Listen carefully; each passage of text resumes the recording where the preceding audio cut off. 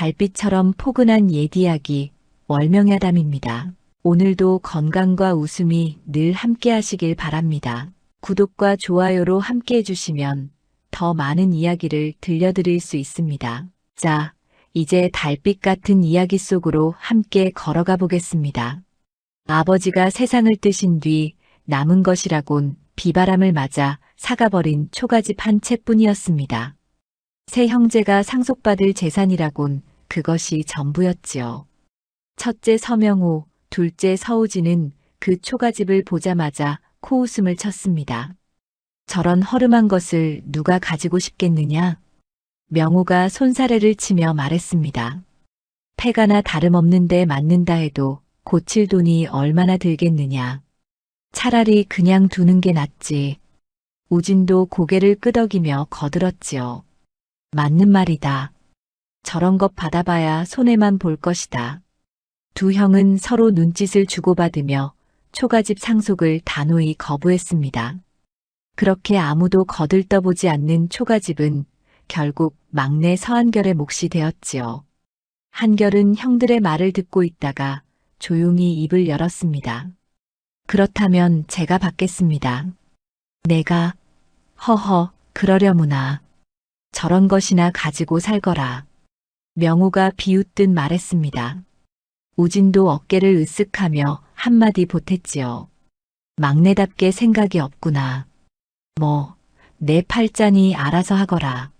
한결은 형들의 빈정거림에도 아무 말 없이 초가집 문서를 받아들었습니다.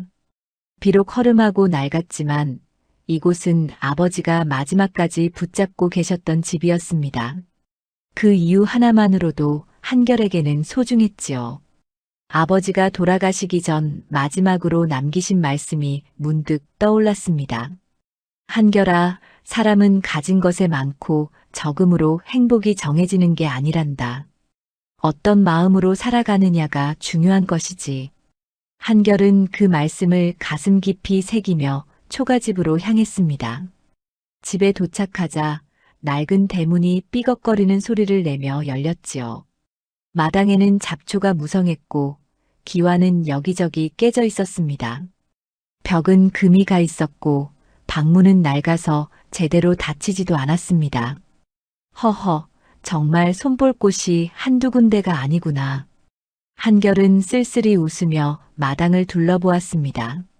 하지만 그의 눈빛에는 절망이 아닌 다짐이 서려 있었지요. 아버지께서 마지막까지 지키고자 하셨던 이 집을 내가 다시 일으켜 세우리라. 한결은 소매를 걷어붙이고 청소를 시작했습니다. 먼지를 털어내고 거미줄을 걷어내고 마당의 잡초를 뽑았지요. 해가 뉘엿뉘엿 넘어갈 때까지 쉬지 않고 일했습니다. 몸은 고단했지만 마음만은 이상하게도 편안했습니다. 밤이 되자 한결은 방 한 칸을 대충 정리하고 잠자리에 들었습니다. 낡은 이불 한 채가 전부였지만 오늘 하루 정성스레 닦아낸 방바닥은 그 어떤 비단요보다 편안하게 느껴졌지요. 한결은 천장의 낡은 석가래를 바라보며 생각에 잠겼습니다. 이 집에는 아버지의 채취가 남아있구나. 아버지께서 마지막까지 이곳에 계셨으니 그렇게 생각하니 외롭지 않았습니다. 오히려 아버지가 곁에 계신 것만 같았지요. 한결은 그날 밤 깊은 잠에 빠져들었습니다.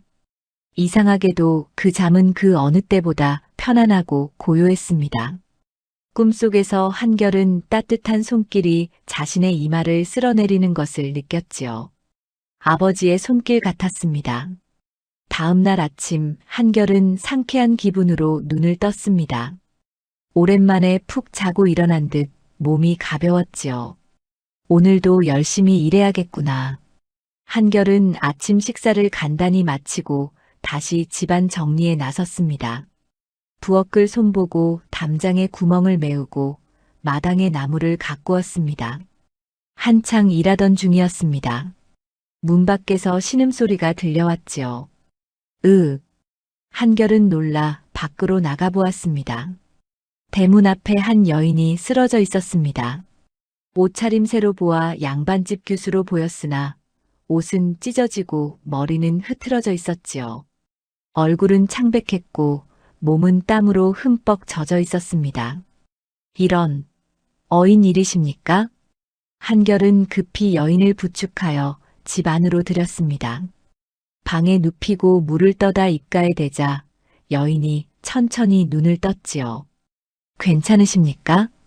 한결의 물음에 여인은 가늘게 고개를 끄덕였습니다. 한참 뒤에야 여인이 가느다란 목소리로 말했지요. 고맙습니다. 목숨을 구해주셨습니다. 무슨 일이 있으셨기에 이 지경이 되셨습니까? 한결이 조심스레 묻자 여인은 눈물을 흘리며 말했습니다. 저는 연하라 하옵니다. 몰락한 양반가의 딸이옵니다. 연하는 떨리는 목소리로 자신의 사연을 털어놓았습니다. 집안이 몰락하여 재산을 빼앗긴 뒤 채권자들의 소나기에서 벗어나기 위해 도망치다 도적패를 만났다고 했지요. 겨우 도망쳐 나왔지만 기력이 다하여 이곳에 쓰러졌다는 것이었습니다. 세상에 그런 일이 있으셨습니까? 한결은 안타까운 마음에 연하를 따뜻하게 돌보았습니다. 따뜻한 죽을 쑤어 먹이고 깨끗한 옷을 내어주었지요. 연하는 한결의 친절에 눈물을 흘렸습니다. 은인이십니다. 이 은혜를 어찌 갚아야 할지. 무슨 말씀을 하십니까? 사람이 사람을 돕는 것은 당연한 일이 아니겠습니까? 한결의 말에 연하는 더욱 깊이 머리를 숙였습니다. 한결은 연하를 며칠간 정성껏 보살폈지요. 연하의 안색도 점차 돌아왔고 기력도 회복되어 갔습니다. 한편 마을 어귀에 사는 이첨지는 소문내기를 좋아하는 사람이었습니다. 그는 우연히 한결의 집에 여인이 들어가는 것을 보았지요. 호기심이 발동한 이첨지는 이 소식을 온 동네방네 떠들고 다녔습니다. 여보게들, 큰일 났네. 서씨 막내 도령 집에 갑자기 여인이 들어왔다네. 뭐, 혼인이라도 하였나? 아니, 그게 아니라 어디서 왔는지 모를 여인을 데려다 기르고 있다네. 양반집 아씨처럼 보이던데. 세상에, 그게 무슨 일인가? 마을 사람들은 수군거리기 시작했습니다. 어떤 이는 한결을 칭찬하기도 했지요. 착한 사람이니 불쌍한 이를 도운 개로구먼. 하지만 어떤 이들은 의심의 눈초리를 보내기도 했습니다. 젊은 남녀가 한 집에 있으니 뭔가 수상하지 않은가. 소문은 꼬리에 꼬리를 물고 퍼져나갔습니다. 한결의 두 형에게도 이 소문이 들어갔지요. 명호와 우진은 처음에는 대수롭지 않게 여겼습니다. 막내 녀석이 뭘 하든 상관없지 않나. 우진이 말했습니다. 하지만 명호는 뭔가 찜찜한 기분이 들었지요. 그래도 저 패가나 다름없는 집에 여인까지 들였다니. 무슨 꿍꿍이가 있는 게 아닐까? 두 형은 아직 한결의 초가집을 대수롭지 않게 여기고 있었습니다. 하지만 마을에 떠도는 소문을 들으며 조금씩 신경이 쓰이기 시작했지요. 한결은 연하를 돌보며 초가집 정리를 계속해 나갔습니다. 연하도 기력을 회복하자 한결을 도와 집안일을 거들었습니다. 두 사람은 말없이도 서로를 이해하며 조화롭게 지냈지요. 한결은 연하에게 물었습니다. 이제 몸이 나으셨으니 가실 곳이 있으십니까? 연하는 고개를 저었습니다. 갈 곳이 없사옵니다. 집안이 모두 흩어져 의지할 곳이 없습니다. 그렇다면 이곳에 머무르시지요. 집은 허름하지만 함께 지내면 외롭지는 않을 것입니다. 한결의 말에 연하는 깊이 감사의 절을 올렸습니다. 은혜에 보답하겠습니다. 제가 할 수 있는 일이 있다면 무엇이든 하겠습니다. 그렇게 한결의 초가집에는 첫 인연이 깃들었습니다. 아버지가 마지막까지 지키고자 했던 그 집에서 한결은 새로운 삶을 시작하고 있었지요. 초가집은 비록 낡고 허름했지만 그곳에는 따뜻한 마음이 머물고 있었습니다. 그리고 그 마음은 서서히 변화를 불러일으키기 시작했습니다. 밤이 되어 잠자리에 들 때 한결은 이상한 꿈을 꾸었습니다. 꿈속에서 아버지가 나타나 말씀하셨지요. 잘하고 있다, 한결아. 이 집은 내게 행운을 가져다 줄 것이다. 사람을 소중히 여기고 정직하게 살아라. 그러면 복이 따를 것이다. 아버지의 목소리는 따뜻하고 자상했습니다. 한결은 꿈속에서 눈물을 흘렸지요. 다음 날 아침 한결은 그 꿈을 기억하며 마음을 다잡았습니다. 아버지의 말씀대로 살아가겠습니다. 이 집을 소중히 여기고 인연을 소중히 여기며 살아가겠습니다. 한결의 초가집에서의 첫날 밤은 그렇게 깊은 잠과 함께 지나갔습니다. 그리고 그 잠은 한결에게 새로운 삶의 기운을 불어넣어 주었지요. 초가집은 비록 보잘것없어 보였지만 그 안에는 아버지의 의지와 사랑이 깃들어 있었습니다. 그리고 한결은 그것을 느끼며 하루하루를 살아가기 시작했습니다. 연하가 온 뒤로 초가집에는 활기가 돌기 시작했습니다.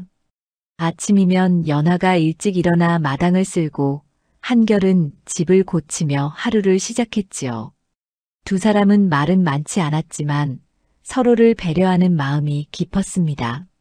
한결은 연하를 대할 때 항상 예의를 갖추었고 연하는 한결의 은혜를 잊지 않으려 애썼습니다. 오늘은 날씨가 좋으니 빨래를 하겠습니다. 연하가 말하자 한결이 고개를 끄덕였습니다. 그러시지요. 저는 지붕을 좀 손봐야겠습니다. 두 사람은 각자 할 일을 하며 하루를 보냈습니다. 해가 지고 저녁이 되면 연하가 소박한 밥상을 차렸지요. 한결은 그 밥상 앞에 앉으며 항상 감사한 마음을 가졌습니다. 이렇게 좋은 음식을 대접받다니 과분합니다. 무슨 말씀을, 은혜를 갚기에도 부족하옵니다. 연하의 말에 한결은 미소 지었습니다. 그렇게 초가집에는 평화로운 시간이 흘러갔지요. 하지만 마을에서는 여전히 소문이 무성했고 한결의 두 형은 점점 더 초가집에 대해 신경 쓰기 시작했습니다. 변화의 기류는 조용히 하지만 확실하게 다가오고 있었습니다. 연하는 한결의 보살핌 속에서 빠르게 기력을 회복해 갔습니다. 닷새가 지나자 창백하던 얼굴에도 혈색이 돌았고 걸음걸이도 한결 가벼워졌지요. 한결은 연하가 완전히 회복될 때까지 정성을 다해 돌보았습니다. 이제 몸은 좀 어떠하십니까? 한결이 조심스레 물었습니다. 덕분에 많이 나았습니다. 정말 감사드립니다. 연하는 고개를 숙이며 대답했습니다. 한결은 안심한 표정으로 미소 지었지요. 초가집의 모습도 조금씩 달라지고 있었습니다. 한결이 손수 지붕을 고치고 벽에 금을 메우니 비바람을 견디기에 충분한 집이 되었습니다. 연하도 집안일을 거들며 마당에 채소를 심고 꽃을 가꾸었지요. 황량하던 초가집은 점점 생기를 되찾아갔습니다. 이 집도 이제 사람 사는 집 같아졌구나. 한결은 말끔해진 초가집을 바라보며 흐뭇해했습니다. 그러나 여전히 문제는 있었습니다. 집은 고쳐졌지만 먹고 살 길이 막막했던 것입니다. 한결은 고민 끝에 작은 장사를 시작하기로 마음먹었지요. 장터에 나가 작은 물건이라도 팔아볼까 합니다. 한결이 연하에게 말했습니다. 무엇을 파실 생각이십니까? 집 뒤편에 대나무가 많으니 그것으로 바구니를 엮어 팔면 어떨까 합니다. 좋은 생각입니다. 제가 도와드리겠습니다. 연하는 기꺼이 한결을 도왔습니다. 한결은 낮에는 대나무를 베어오고 밤에는 바구니를 엮었지요. 연하는 바구니를 깨끗이 손질하고 가지런히 정돈했습니다. 둘은 밤늦도록 함께 일했습니다. 며칠 뒤 한결은 완성된 바구니를 지게에 지고 장터로 향했습니다. 장터는 사람들로 북적였지요. 한결은 구석진 자리에 자리를 잡고 바구니를 펼쳐 놓았습니다. 바구니 사시오. 튼튼하고 좋은 바구니입니다. 한결이 소리쳤지만 처음에는 사람들이 거들떠보지도 않았습니다. 한결은 낙심하지 않고 계속 소리를 냈지요. 그러던 중 한 안악이 다가왔습니다. 이 바구니가 얼마요? 다푼입니다. 허, 값이 후하네. 세 푼에 주시오. 알겠습니다. 가져가십시오. 한결은 흔쾌히 값을 깎아주었습니다. 첫 손님이 생기자 신기하게도 다른 사람들도 하나둘 모여들었지요. 나도 하나 주시오. 나는 2개 주시오. 순식간에 가져온 바구니가 모두 팔렸습니다. 한결은 믿기지 않는 표정으로 손에 쥔 돈을 바라보았습니다. 평소 같았으면 하루 종일 앉아 있어도 하나 팔기 어려웠는데 오늘은 순식간에 다 팔린 것입니다. 이상하구나. 오늘은 운이 좋은가 보다. 한결은 기쁜 마음으로 집으로 돌아왔습니다. 연화는 한결이 빈 지게를 지고 오는 것을 보고 반겼지요. 모두 파셨습니까? 그렇소. 신기하게도 금방 다 팔렸소. 다행입니다. 오늘 저녁은 제가 맛있는 것을 준비하겠습니다. 그날 저녁 2사람은 소박하지만 따뜻한 식사를 함께 했습니다. 한결은 장사가 잘 된 것이 그저 운이 좋았던 것이라 생각했지요. 하지만 이상한 일은 계속되었습니다. 다음 날도 그 다음 날도 한결이 가져간 바구니는 어김없이 모두 팔렸습니다. 뿐만 아니라 한결에게 물건을 사간 사람들은 입을 모아 칭찬했지요. 이 바구니 정말 튼튼하구만. 손에 쥐었을 때 느낌이 참 좋아.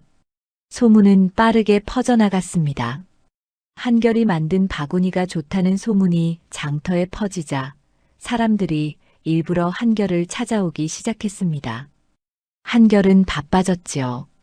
주문이 밀려들어 밤낮으로 바구니를 엮어야 했습니다. 이게 어찌된 일인지 모르겠소. 예전에는 이렇게 장사가 잘 된 적이 없었는데 한결이 신기해하자 연하가 잔잔히 웃으며 말했습니다. 아마도 이 집의 기운이 아니겠습니까? 아니면 나리의 정성이 하늘에 닿은 것이겠지요. 한결은 고개를 갸우뚱했지만 어쨌든 장사가 잘 되는 것은 고마운 일이었습니다. 그는 더욱 정성을 다해 바구니를 만들었지요. 한편 마을에서는 한결에 대한 소문이 무성했습니다. 이첨지가 앞장서서 소문을 퍼뜨렸지요. 여보게들, 서막내 도령 장사가 대박이 났다네. 정말이요? 그 허름한 초가집에 사는 서막내 도령이? 그렇다네. 요새 장터에 가면 그 바구니를 사려고 사람들이 줄을 선다더군. 신기한 일도 다 있구먼. 사람들은 한결의 성공을 신기해했습니다. 어떤 이는 축하해 주었지만 어떤 이는 시기하기도 했지요. 이 소문은 결국 한결의 2 형에게도 전해졌습니다. 명호와 우진은 처음에는 믿지 않았습니다. 막내가 장사로 돈을 번다고? 말도 안 되는 소리다. 명호가 코웃음을 쳤습니다. 하지만 소문은 계속 들려왔고 점점 더 구체적이었지요. 막내가 요새 제법 돈을 모았다더군. 초가집도 말끔하게 고쳤다던데. 여인까지 두고 사니 살림이 제법 되는 모양이야. 우진은 점점 불안해졌습니다. 형님, 저 초가집에 무슨 일이 있는 게 아닐까요? 무슨 소리냐? 아무리 생각해도 이상합니다. 막내가 갑자기 장사를 잘하다니. 혹시 저 초가집에 돈이 숨겨져 있는 것 아닙니까? 명호는 우진의 말을 듣고 턱을 쓸었습니다. 생각해보니 이상한 점이 많았지요. 평소 장사 재주가 없던 막내가 갑자기 돈을 번다는 것도 그렇고 여인을 거둔 뒤로 일이 술술 풀린다는 것도 묘했습니다. 그럴 수도 있겠구나. 명호는 의심의 눈초리를 보였습니다. 2 형은 서로 눈짓을 주고받으며 무언가를 궁리하기 시작했지요. 한결은 그런 사정을 모른 채 묵묵히 일했습니다. 장사로 번 돈으로 쌀을 사고 기름을 사고 연화에게 새 옷감도 사다 주었습니다. 연화는 한결의 마음씨에 감동했지요. 이렇게까지 해주시다니. 정말 보은할 길이 없습니다. 무슨 말씀을. 함께 사는 식구인데 당연한 일 아니겠소. 한결의 말에 연하는 눈시울이 붉어졌습니다. 그녀는 한결같은 선한 사람을 만난 것이 얼마나 큰 복인지 깨달았습니다. 초가집에는 날이 갈수록 따뜻한 기운이 넘쳐났지요. 하지만 행운이 계속될수록 보이지 않는 곳에서는 탐욕의 그림자가 자라나고 있었습니다. 한결의 두 형은 점점 더 초가집을 주시하기 시작했습니다. 복이 깃든 집이라는 소문에 그들의 마음속에는 욕심이 싹트고 있었지요. 한결의 장사는 날이 갈수록 번창했습니다. 바구니뿐만 아니라 대나무로 만든 소쿠리, 채반, 발까지 팔기 시작했지요. 손님들은 한결이 만든 물건이라면 믿고 샀습니다. 한결의 손을 거친 물건은 튼튼하고 오래갔기 때문입니다. 서막내 도령이 만든 물건은 다르다니까. 맞아, 정성이 다르지. 장터에서는 한결을 찾는 손님이 끊이지 않았습니다. 한결은 열심히 일한 보람을 느끼며 하루하루를 보냈지요. 집으로 돌아오면 연하가 따뜻한 밥상을 차려놓고 기다렸습니다. 초가집은 이제 완전히 보금자리가 되어 있었습니다. 어느 날 한결이 장터에서 물건을 팔고 있을 때였습니다. 두루마기를 입은 나이 지긋한 양반이 한결의 물건을 유심히 살펴보았습니다. 그는 마을의 부호 강석현이었지요. 강석현은 오랫동안 한결을 지켜보다가 입을 열었습니다. 이 물건들을 자네가 직접 만드는가? 그렇습니다. 한결이 공손히 대답했습니다. 솜씨가 보통이 아니구만. 대나무를 다루는 손길이 예사롭지 않아. 과찬이십니다. 강석현은 한결의 바구니를 하나 집어들고 이리저리 살폈습니다. 촘촘하게 엮인 대나무, 매끄럽게 다듬어진 손잡이, 군데군데 정성스레 마감한 흔적들이 눈에 들어왔지요. 이 정도 솜씨라면 더 큰 일도 할 수 있겠구먼. 강석현은 바구니 값을 후하게 치르고 떠났습니다. 한결은 고개를 갸우뚱했지만 곧 다른 손님들을 만느라 그 일을 잊었지요. 며칠 뒤 강석현의 심부름꾼이 한결을 찾아왔습니다. 서도령 계십니까? 제가 서한결입니다. 우리 나리께서 자네를 찾으십니다. 따라오시지요. 한결은 영문을 몰라 했지만 일단 따라 나섰습니다. 강석현의 집은 마을에서 가장 큰 기와집이었지요. 한결은 사랑채로 안내되어 강석현 앞에 섰습니다. 오느라 수고했네. 앉게. 감사합니다. 한결이 자리에 앉자 강석현이 본론을 꺼냈습니다. 자네 솜씨를 보니 믿음직하더군. 내게 큰 대나무 광주리 20개를 만들어줄 수 있겠나? 곡식을 담아 보관할 것이니 튼튼하게 만들어야 하네. 20개면 열흘은 걸릴 것 같습니다. 상관없네. 대신 품삯은 넉넉히 주겠네. 강석현은 한결에게 당장 은자 단량을 건넸습니다. 한결은 깜짝 놀랐지요. 보통 품삯의 몇 배가 되는 돈이었습니다. 이렇게 많이 주시다니. 자네가 성실히 일한다는 소문을 들었네. 일을 잘 마치면 나머지도 주겠네. 한결은 감사의 인사를 올리고 집으로 돌아왔습니다. 연하는 한결이 받아온 돈을 보고 놀라움을 감추지 못했습니다.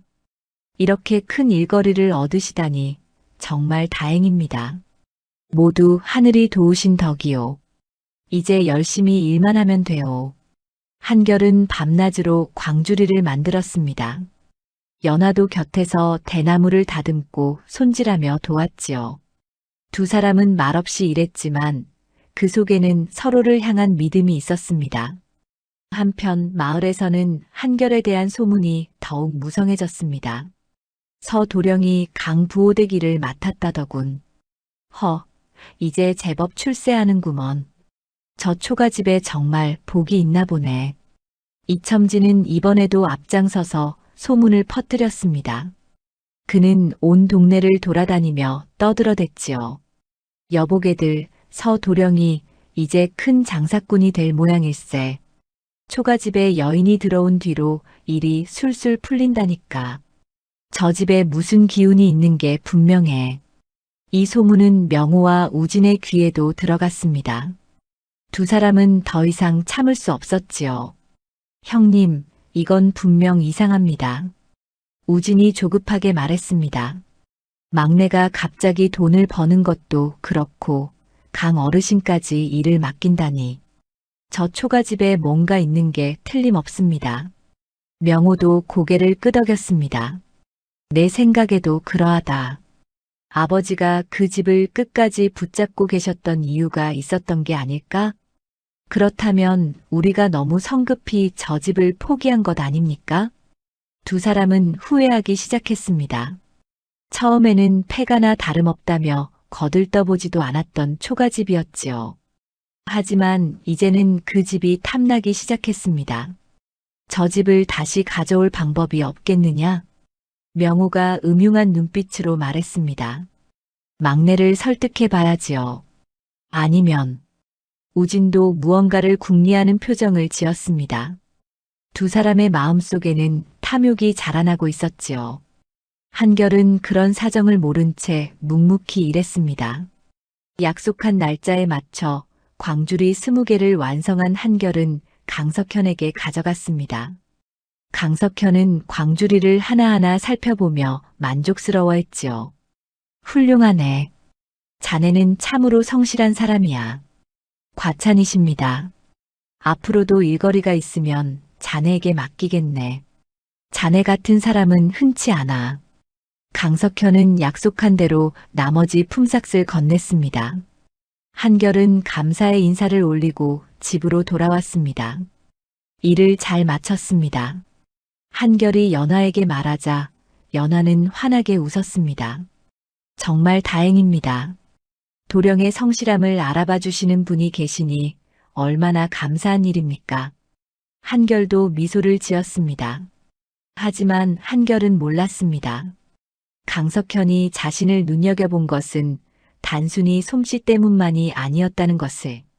강석현은 사람을 보는 눈이 있었고 한결의 정직하고 성실한 성품을 알아본 것이었지요. 초가집에는 점점 더 좋은 일들이 찾아왔습니다. 장터에서 만난 사람들이 한결에게 일거리를 소개해 주었고 강석현도 틈틈이 일을 맡겼습니다. 한결의 주변에는 선한 사람들이 모여들었지요. 하지만 그럴수록 명호와 우진의 질투는 깊어졌습니다. 두 사람은 밤마다 모여 앉아 초가집을 빼앗을 방법을 궁리했습니다. 탐욕은 점점 더 그들의 마음을 어둡게 만들고 있었지요. 강석현은 한결의 일처리를 보고 깊이 만족했습니다. 그는 한결을 자주 불러 여러 일을 맡겼지요. 때로는 집안의 기물을 고치는 일이었고 때로는 곡식 창고를 정리하는 일이었습니다. 한결은 어떤 일이든 성실하게 해냈습니다. 자네는 참으로 믿음직한 사람이네. 강석현이 한결에게 말했습니다. 저는 그저 맡은 일을 할 뿐입니다. 그 마음가짐이 귀한 것이지. 요즘 같은 세상에 자네 같은 사람이 드물어. 강석현은 마을 사람들에게도 한결을 추천했습니다. 덕분에 한결에게는 일거리가 끊이지 않았지요. 어느 집에서는 담을 쌓아달라고 했고 어느 집에서는 지붕을 고쳐달라고 했습니다. 한결은 새벽부터 밤늦게까지 일했습니다. 연화는 한결이 너무 무리하는 것이 걱정되었습니다. 그리 무리하시면 몸을 상하십니다. 괜찮소. 일이 있을 때 열심히 해야지요. 한결은 웃으며 대답했습니다. 하지만 연화는 한결이 돌아오면 따뜻한 물로 손발을 씻겨주고 약초를 다려드렸지요. 한결은 연화의 정성에 마음이 따뜻해졌습니다. 덕분에 힘이 납니다. 제가 할 수 있는 일이 이것뿐인 것을. 연화는 조용히 말했습니다. 한결은 고개를 저었지요. 아니요. 이렇게 집을 지켜주고 돌봐주는 것이 얼마나 큰 힘이 되는지 아시오? 연화는 얼굴이 붉어졌습니다. 두 사람 사이에는 말없는 신뢰가 자라나고 있었지요. 시간이 흐르면서 초가집은 더욱 말끔해졌습니다. 한결이 번 돈으로 기와를 갈고 벽을 새로 바르고 마루도 깔았습니다. 마당에는 연하가 가꾼 채소가 무럭무럭 자랐지요. 이첨지는 이 모습을 보고 또다시 입이 근질거렸습니다. 여보게들, 서도령집이 완전히 달라졌다네. 정말인가? 그렇다네. 이제 폐가가 아니라 제법 살만한 집이 되었어. 복이 있는 집이라더니 정말 그런가 보네. 마을 사람들은 한결의 변화를 신기해했습니다. 어떤 이는 부러워했고 어떤 이는 칭찬했지요.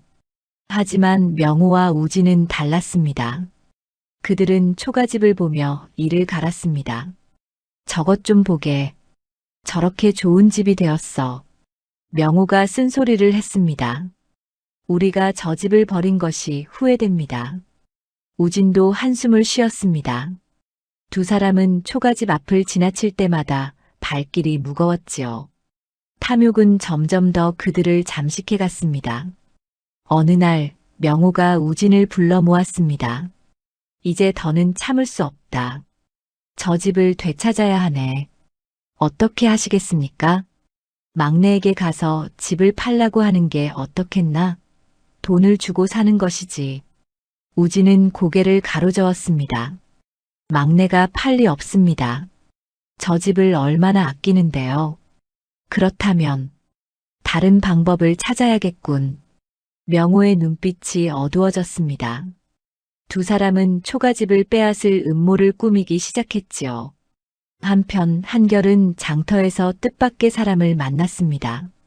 한양에서 내려온 상인이었는데 한결이 만든 물건을 보고 관심을 보였지요.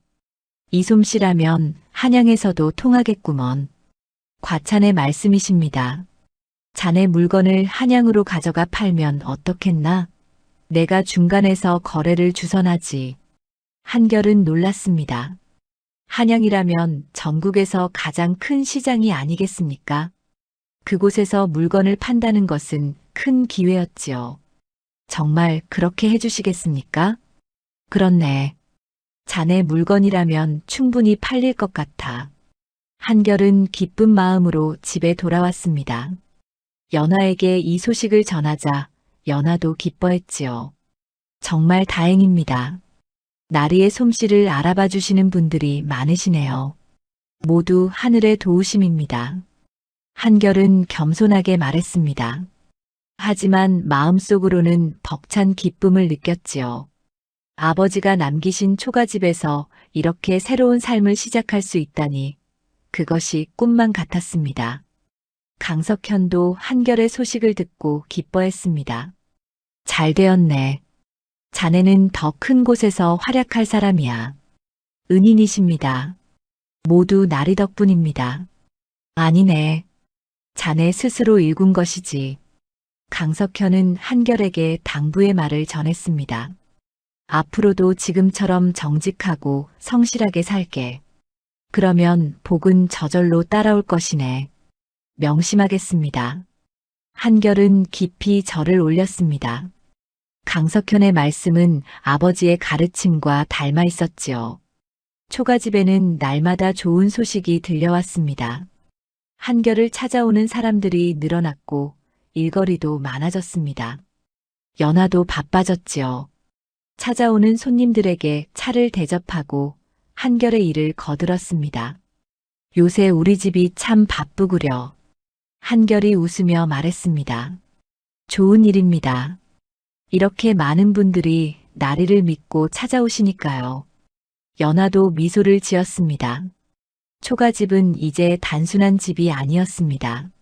그곳은 한결과 연하가 함께 일군 보금자리였고 좋은 인연들이 모여드는 곳이었지요.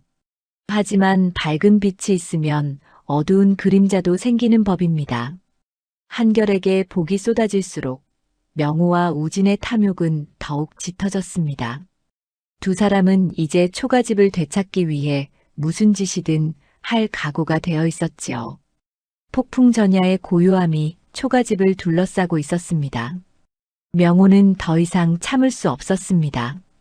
그는 깊은 밤 우진을 불러내어 은밀히 속삭였지요. 막내에게서 저 집을 빼앗을 방법을 찾았네. 무슨 방법입니까? 아버지의 유언장을 다시 쓰는 것이네. 초가집이 원래 우리 것이었다고 하면 되지 않겠나?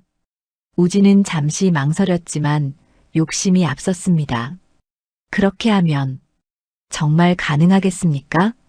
물론이네. 마을 이장에게 뇌물을 쓰면 될 것이야. 두 사람은 음흉한 계획을 세웠습니다. 며칠 뒤 명호는 마을 이장을 찾아갔지요.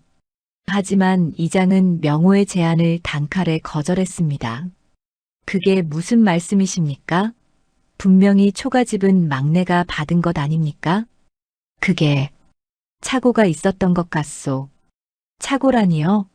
당시 어르신들이 모두 보셨는데요. 저는 그런 부정한 일에 손을 댈 수 없습니다. 이장은 화를 내며 명호를 내쫓았습니다. 명호는 얼굴이 새빨개져서 돌아왔지요. 소문은 금방 마을에 퍼졌습니다. 서도령 형들이 집을 빼앗으려 한다더군. 참으로 모렴치한 사람들이네. 자식들이 저러니 저승에서 아버지가 편히 눈을 감으시겠나. 마을 사람들은 명호를 손가락질했습니다. 명호는 창피를 당한 것이 분했지만 여전히 초가집에 대한 욕심을 버리지 못했지요. 한편 우진은 다른 방법을 생각했습니다. 그는 연하를 찾아가 회유하려 했지요. 어느 날 한결이 장터에 나간 사이 우진이 초가집을 찾아왔습니다. 안에 계시오? 연하가 문을 열자 우진이 웃으며 말했습니다. 낭자, 잠깐 이야기 좀 할 수 있겠소? 무슨 일이십니까? 연하는 경계하는 눈빛으로 우진을 바라보았습니다. 우진은 방으로 들어와 앉으며 말을 꺼냈지요. 낭자도 아시다시피 이 집은 원래 우리 집안의 재산이요. 그것이 무슨 말씀이십니까? 이 집은 막내 도령께서 정당히 받으신 것 아닙니까? 그렇기는 하지만 낭자가 조금만 도와주시면 좋겠소. 우진은 은자 몇 냥을 꺼내 연하 앞에 내밀었습니다. 이것을 받고 이 집에서 나가주시오. 그러면 막내도 자연히 이 집을 포기할 것이오. 연하의 얼굴이 차갑게 굳었습니다. 도대체 저를 어떤 사람으로 보시는 겁니까? 저는 돈 때문에 은혜를 저버릴 사람이 아닙니다. 낭자, 생각을 다시 해보시오. 이 돈이면 나가십시오. 연하가 단호하게 말했습니다. 우진은 당황했지만 곧 얼굴을 일그러뜨렸지요. 후회할 것이오. 이 집에 오래 있지 못할 테니. 우진은 험한 말을 남기고 나갔습니다. 연하는 몸을 떨었습니다. 한결이 돌아오자 연하는 그 일을 모두 말했지요. 그런 일이 있었습니까? 한결은 놀라며 분노했습니다. 형님들이 어찌 그런 짓을. 도령, 조심하셔야 합니다. 저들이 또 무슨 짓을 꾸밀지 모릅니다. 연하의 말은 옳았습니다. 명호와 우진은 점점 더 거칠어졌지요. 그들은 마을 사람들에게 한결의 나쁜 소문을 퍼뜨리기 시작했습니다. 막내가 아버지 유산을 독차지하려고 우리를 속였다네. 저 여인도 의심스러워. 어디서 왔는지도 모르는데. 하지만 마을 사람들은 명호와 우진의 말을 믿지 않았습니다. 오히려 그들을 더욱 멀리했지요.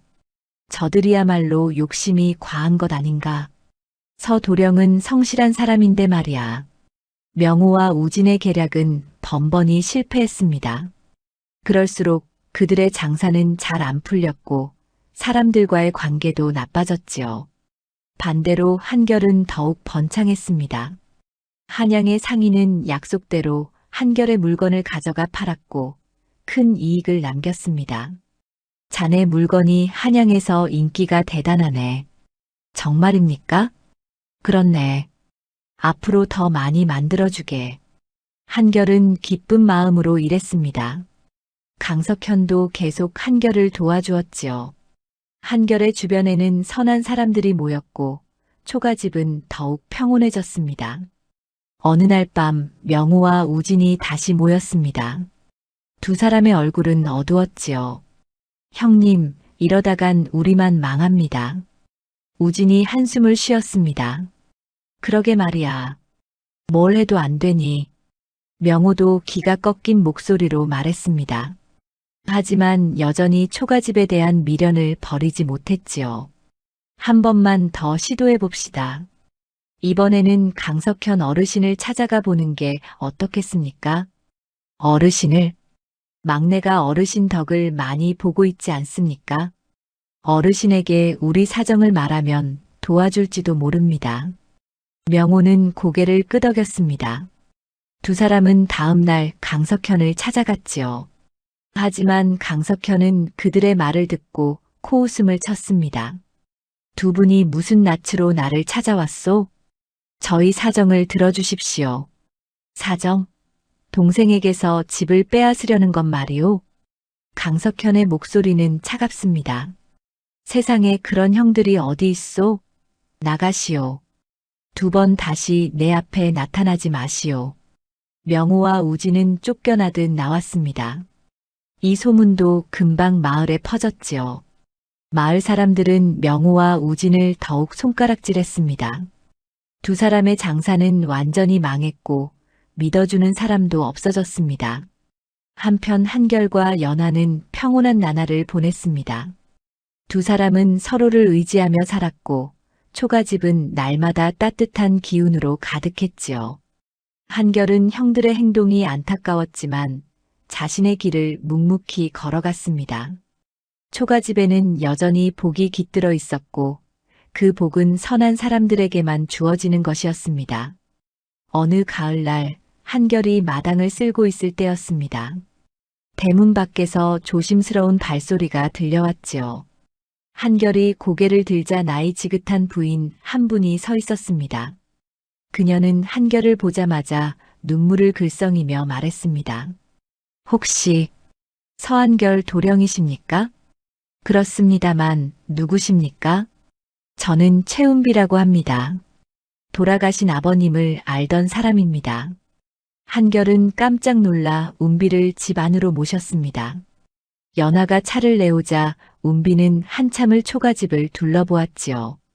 이 집이 그대로구나. 운비는 감회에 젖은 목소리로 말했습니다. 한결은 궁금증을 참지 못하고 물었습니다. 아버지를 어떻게 아십니까? 운비는 차를 한 모금 마시고 천천히 입을 열었습니다. 오래전 일입니다. 제가 아직 어린 계집아이였을 때 이 집에서 아버님을 본 적이 있습니다. 이 집에서요? 그렇습니다. 당시 아버님은 참으로 힘든 시절을 보내고 계셨지요. 운비의 이야기는 한결이 태어나기도 전 아버지가 젊었던 시절로 거슬러 올라갔습니다. 그때 아버지는 모든 것을 잃고 절망에 빠져 있었다고 했지요. 아버님께서는 장사가 망하고 빚더미에 올라앉으셨습니다. 집도 땅도 모두 빼앗기고 이 초가집만 남았지요. 그런 일이 있었습니까? 한결은 처음 듣는 이야기에 충격을 받았습니다. 운비는 계속 말을 이었지요. 당시 저희 아버지가 이 마을 이장이셨습니다. 하루는 아버지를 따라 이 집에 왔었지요. 아버님께서는 이 마당에 홀로 앉아 계셨습니다. 운비는 그날의 광경을 또렷이 기억하고 있었습니다. 아버지는 아무것도 먹지 못해 뼈만 앙상하셨고 눈빛은 생기를 잃어 있었다고 했지요. 저희 아버지가 물으셨습니다. 자네 이제 어찌할 생각인가? 그러자 아버님께서 대답하셨지요. 운비는 잠시 말을 멈췄다가 다시 입을 열었습니다. 다시 시작하겠습니다. 이 집에서 다시 일어서겠습니다. 가족을 위해, 제 자신을 위해 반드시 다시 살아내겠습니다. 한결은 가슴이 뭉클해졌습니다. 아버지의 그 굳은 다짐을 듣고 있자니 왜 아버지가 이 초가집을 끝까지 붙잡고 계셨는지 알 것 같았지요. 그 후로 아버님은 정말로 다시 일어서셨습니다. 품팔이를 하시고 나무를 하시고 무슨 일이든 하셨지요. 몇 년이 지나자 빚을 모두 갚으시고 조금씩 재산도 모으셨습니다. 그랬군요.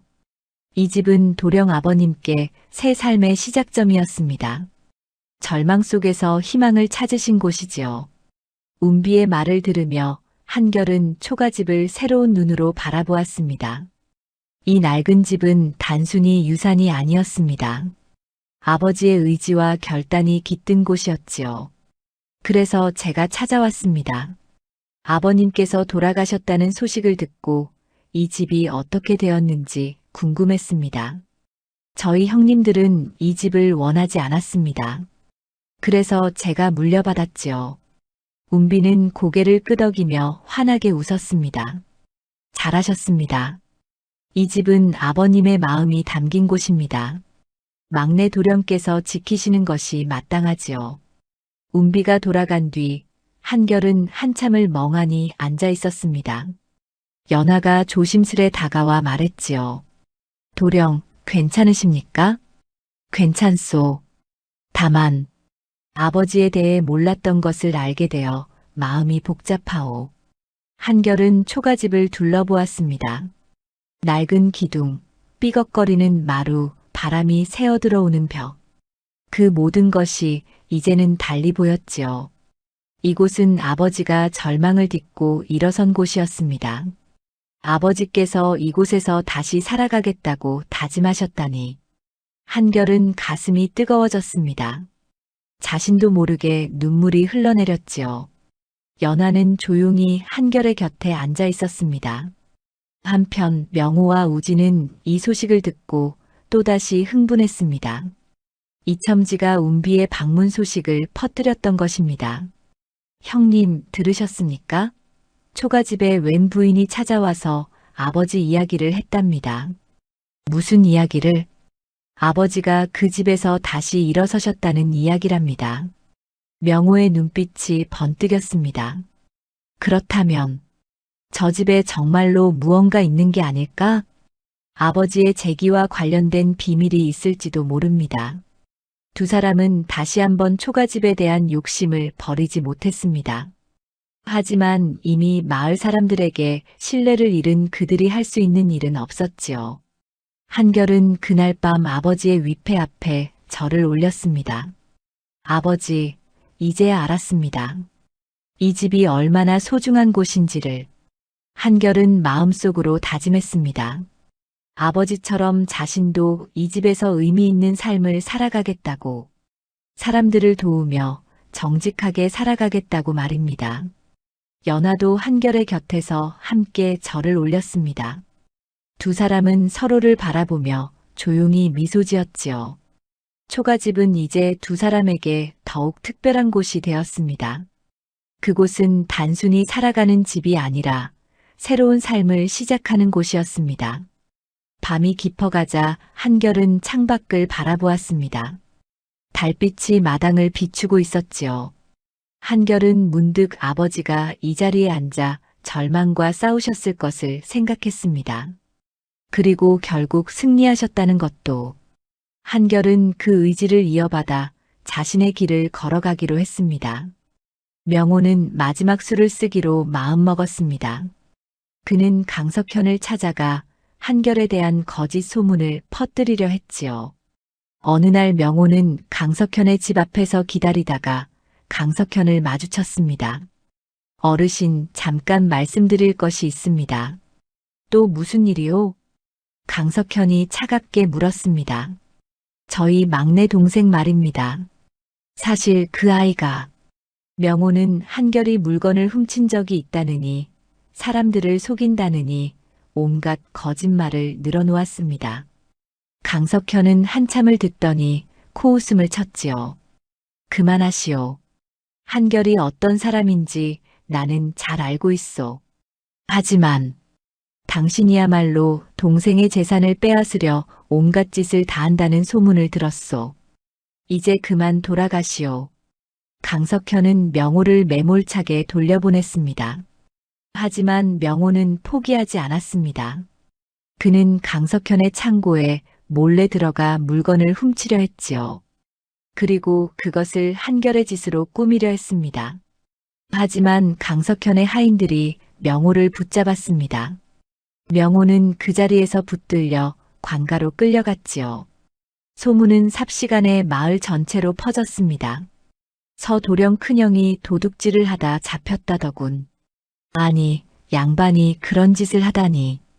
욕심이 사람을 망치는구먼. 마을 사람들은 명호를 손가락질했습니다. 명호는 관가에서 곤장을 맞고 풀려났지만 이미 평판은 바닥에 떨어진 뒤였지요. 아무도 명호와 장사하려 하지 않았고 명호의 집에는 빚쟁이들이 찾아오기 시작했습니다. 한편 우진은 다른 방법을 시도했습니다. 그는 한결이 만든 바구니를 흉내내어 싸구려로 팔려고 했지요. 하지만 우진의 솜씨는 형편없었습니다. 바구니는 금방 부서졌고 손님들은 화를 냈습니다. 이게 뭐요? 하루도 안 돼서 부서졌소. 돈을 돌려주시오. 우진은 손해를 보고 쫓겨났습니다. 그는 억울한 마음에 한결을 찾아가 따졌지요. 내가 나를 망쳤다. 형님, 무슨 말씀이십니까? 한결은 어리둥절했습니다. 우진은 화를 내며 소리쳤습니다. 내가 잘 되니까 나는 망하는 것 아니냐. 형님, 제가 형님께 무슨 잘못을 했습니까? 저는 그저 성실히 일했을 뿐입니다. 한결의 차분한 대답에 우진은 더욱 화가 났습니다. 하지만 마을 사람들이 모여들자 우진은 도망치듯 떠났지요. 며칠 뒤 우진도 큰 실수를 저질렀습니다. 급한 마음에 강석현의 물건을 몰래 가져가려다 현장에서 붙잡힌 것입니다. 우진은 명호와 같은 신세가 되었지요. 두 형제는 모두 신뢰를 잃고 재산마저 잃었습니다. 한결은 형들의 소식을 듣고 마음이 무거웠습니다. 형님들이 저 지경이 되시다니. 도령의 잘못이 아닙니다. 연하가 위로했지만 한결은 편치 않았습니다. 아무리 형들이 나쁜 짓을 했어도 그들은 한결의 형제였지요. 며칠 뒤 한결은 형들을 찾아갔습니다. 명호와 우진은 쓰러져가는 집에서 굶주리며 지내고 있었습니다. 한결은 가슴이 아팠지요. 형님들.